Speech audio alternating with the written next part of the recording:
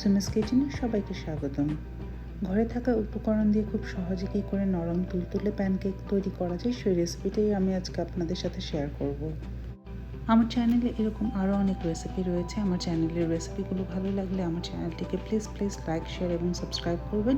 আর কোনো প্রশ্ন থাকলে অবশ্যই কমেন্ট করে জানাবেন। একটি মিক্সিং বলে নিয়ে নিচ্ছি একটি ডিম রুম টেম্পারেচারে রাখা, নিচ্ছি 1/4 কাপ পরিমাণে চিনি। এবারে চিনি আর ডিমটাকে একটি কেক বিটার দিয়ে খুব ভালো করে বিট করে নিতে হবে। চিনি ডিম একসাথে মিশে গেলে এর সাথে দিয়ে দিচ্ছি 1 টেবিল চামচ পরিমাণে তেল। আপনি তেলের পরিবর্তে বাটারও ব্যবহার করতে পারেন। দিচ্ছি 1 চিমটি লবণ এবং 1/4 চা চামচ ভ্যানিলা এক্সট্রাক্ট। এই সবগুলো উপকরণকে আবারও কেক বিটার দিয়ে কিছুটা সময় বিট করে নিচ্ছি। এবারে দিয়ে দিচ্ছি 1/2 কাপ পরিমাণে দুধ, এটাও রুম টেম্পারেচারে রাখা আছে। আরও দিচ্ছি 1.5 চামচ পরিমাণে বেকিং পাউডার। এবারে কেক বিটার দিয়ে আবার একটু বিট করে নিচ্ছি। আপনি চাইলে বেকিং পাউডারটাকে ময়দার সাথে মিশিয়েও দিতে পারেন।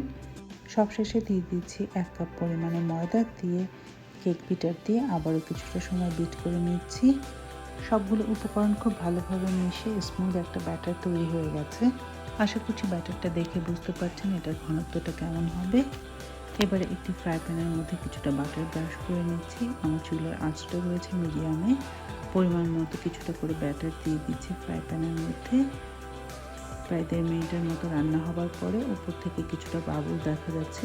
এবারে প্যানকেকগুলোকে উল্টে দিয়ে অপর পাশটাকেও প্রায় 1.5 মিনিটের মতো রান্না করে নিতে হবে। এবারে নামিয়ে নিয়ে আপনার পছন্দ মতো প্যানকেক সিরাপ, বাটার অথবা ফ্রুটস দিয়ে পরিবেশন করতে পারেন। ধন্যবাদ সবাইকে আমার চ্যানেলটি দেখার জন্য। আবারও দেখা হবে নতুন কোনো রান্না নিয়ে সুমাস কিচেনে। ততক্ষণ সবাই ভালো থাকবেন। ধন্যবাদ।